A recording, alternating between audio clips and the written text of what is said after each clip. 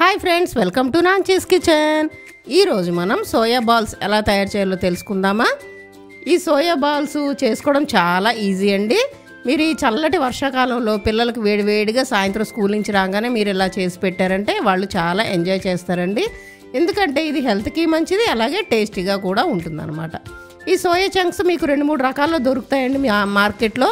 పెద్దగా ఉన్నాయి దొరుకుతాయి, అలాగే చిన్న సోయా చంక్స్ దొరుకుతాయి, లేదా కొంచెం పౌడర్ లాగా ఉన్నాయి కూడా దొరుకుతాయి అనమాట. మీరు ఏదైనా సరే తీసుకోవచ్చు. ముందుగా 1 కప్పు సోయా చంక్స్ తీసుకొని ఇలా ఒక బౌల్లో వేడి నీళ్ళు పోసుకోవాలండి. ఈ సోయా చంక్స్ని ఆ వేడి నీళ్ళల్లో 5 నుంచి 10 నిమిషాల పాటు నానబెట్టుకోవాలన్నమాట. ఈ చంక్స్ అన్ని కూడా చక్కగా ఇలా మునిగేటట్టు వేసుకొని 10 నిమిషాలు నానబెడితే సరిపోతుందండి.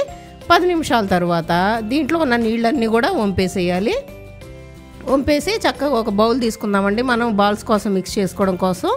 ఈ సోయా చంక్స్ అన్నిట్లో ఉన్న వాటర్ చక్కగా పిండేసి ఆ పెద్ద బౌల్లో వేసుకోవాలి. మొత్తం అన్ని పిండేద్దామండి, వేసేద్దాము. ఇప్పుడు ఇందులో 3 స్పూన్లు శనగపిండి తీసుకోవాలి. 3 స్పూన్లు శనగపిండి, అలాగే కొద్దిగా రుచికి సరిపడా సాల్ట్, కొద్దిగా అల్లం వెల్లుల్లి పేస్టు, అలాగే 1 పావు స్పూన్ కారం వేసుకుందాం. వేసుకొని ఇవన్నీ బాగా మిక్స్ చేసేసుకోవాలన్నమాట. మీరు కావాలంటే దీంట్లో కొద్దిగా కొత్తిమీర కూడా సన్నగా కట్ చేసి వేసుకోండి, బాగుంటుందన్నమాట. ఇప్పుడు మొత్తం కలిపేసుకోవాలి. మీకు కొద్దిగా ఏమైనా వాటర్ అవసరమైతే కొంచెం పోసుకున్నారంటే సరిపోతుందన్నమాట. దీన్ని ఇలా బాగా మిక్స్ చేసి పక్కన పెట్టుకోవాలి. ఇప్పుడు స్టవ్ వెలిగించి ఒక ప్యాన్ పెట్టుకుందామండి. ప్యాన్లో మీకు డీప్ ఫ్రైకి సరిపడా ఆయిల్ వేసుకోవాలి.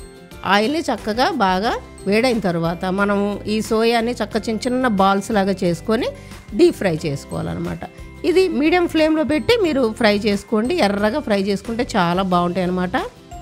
10 మినిట్స్లోనే ఫ్రై అయిపోతాయండి. ఇదిగోండి ఇలా చక్కగా ఫ్రై చేసుకొని మీకు కావాల్సిన సైజులో చేసుకోవచ్చు అనమాట. బాల్స్ ఇలా ఒక్కొక్క బాల్ ఆయిల్లో వేసి ఫ్రై చేసుకోవడమే.